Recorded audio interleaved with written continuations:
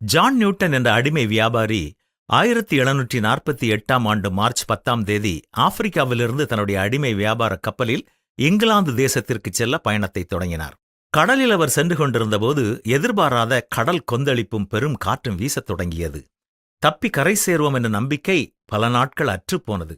மிகவும் கவலையோடும் துக்கத்தோடும் கப்பலிலே இருந்த John Newton Thomas கெம்பிஸ் என்பவர் எழுதிய புத்தகம் ஒன்றை வாசித்துக் கொண்டிருந்தார். அப்பொழுது கடவுள் அவரோடு பேசினார். அன்றே தன்னை கர்த்தருக்கு ஒப்புக் கொடுத்து, தேவனே என்னை காப்பாற்றும் என்று கதறினார். கர்த்தர் அற்புதம் செய்தார்.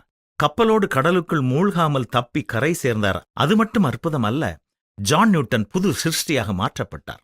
ஆப்பிரிக்க மக்களை மிருகங்களைப் போல பிடித்து அமெரிக்கர்களுக்கு விற்பனை செய்த அந்த மனிதன் அதே ஆப்பிரிக்க மக்களுக்கு கிறிஸ்துவனுடைய விடுதலையின் நற்செய்தியை அறிவிக்கும் மனிதராக மாறினார்.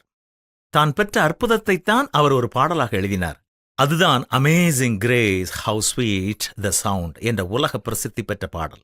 இன்று நம்முடைய வாழ்க்கை எத்தனையோ கொடூரமாக இருந்தாலும் கடவுளுடைய சத்தத்தை நாம் கேட்டு கீழ்ப்படியும் பொழுது நம்மையும் பயனுள்ள பாத்திரமாக அவர் மாற்றுவார். வாழ்க்கையின் எந்த சூறாவளியை இன்று நீங்கள் தாண்டி சென்று கொண்டிருந்தாலும் கைவிடாத தேவனை நோக்கி கூப்பிடுங்கள். அவர் கரம் உங்களை பற்றி உங்களை காத்துக்கொள்ளும். அது மட்டுமல்ல, பயனுள்ள பாத்திரமாக மாற்றிக்கொள்ளும். என்ன, ஆண்டவரை நாம் விசுவாசிப்போமா?